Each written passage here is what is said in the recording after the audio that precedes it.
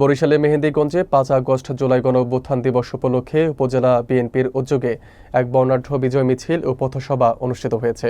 কেন্দ্রীয় স্বেচ্ছাসেবক দলের সাধারণ সম্পাদক রাজীব আহসানের নির্দেশে এই কর্মসূচির আয়োজন করে উপজেলা বিএনপি। বিস্তারিত থাকছে ইউসুফ আলী সৈকতের প্রতিবেদনে। মঙ্গলবার বিকেল ৪টায় মেহেন্দিগঞ্জ উপজেলা বিএনপির আহ্বায়ক গিয়াসউদ্দিন দীপেনের নেতৃত্বে পাতারহাট মুসলিম হাইস্কুল মাঠ থেকে বিজয় মিছিলটি শুরু হয়।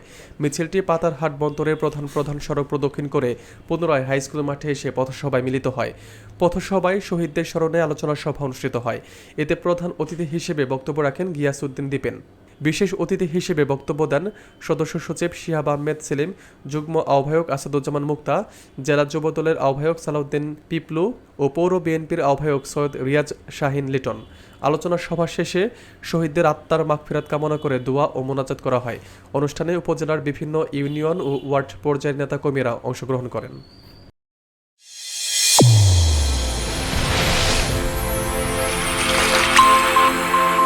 চ্যানেল A1 হৃদয় রেসপন্স।